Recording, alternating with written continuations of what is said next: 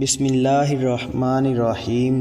ایک شخص درخت کے نیچے سویا ہوا تھا۔ اچانک اس نے دیکھا کہ بچھو اس کی طرف آ رہا ہے۔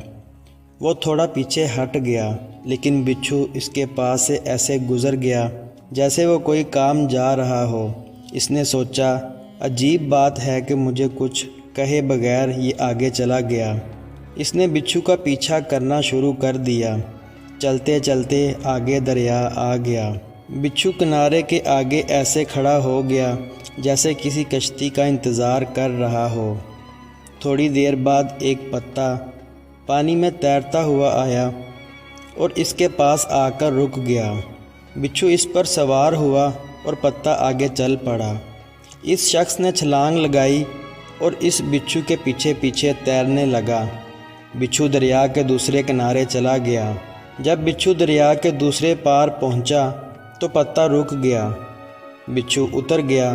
وہ شخص بھی کنارے پر آ گیا۔ بچھو چلتا چلتا دور ایک ٹیلے کے پاس ایک آدمی کے پاس پہنچا جو سویا ہوا تھا۔ اس کے قریب جا کر رک گیا۔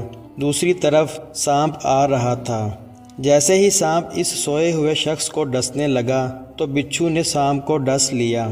یوں سانپ مر گیا۔ بچھو آگے چلا گیا۔ وہ شخص جو بچھو کے پیچھے پیچھے یہاں تک پہنچا تھا، اس سوئے ہوئے آدمی کے پاؤں پڑ گیا۔ وہ جاگ گیا تو اسے کہنے لگا کہ آپ تو بڑے بزرگ ہیں۔ اس نے پوچھا، کیوں، کیا ہوا؟ پھر اس نے اسے سارا واقعہ سنایا۔ واقعہ سننے کے بعد اس نے کہا، میں تو یہودی ہوں۔ اس شخص نے یہودی کو چھوڑا اور سر سجدے میں رکھ دیا۔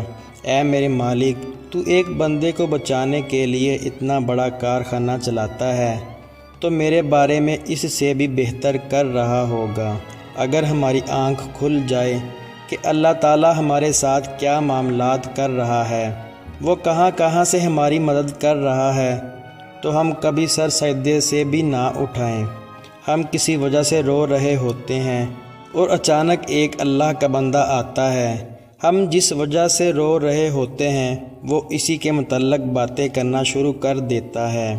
ہم حیران ہوتے ہیں کہ یہ میرے ساتھ میری باتیں کیوں کر رہا ہے۔ اصل میں اللہ ہماری مدد کر رہا ہوتا ہے۔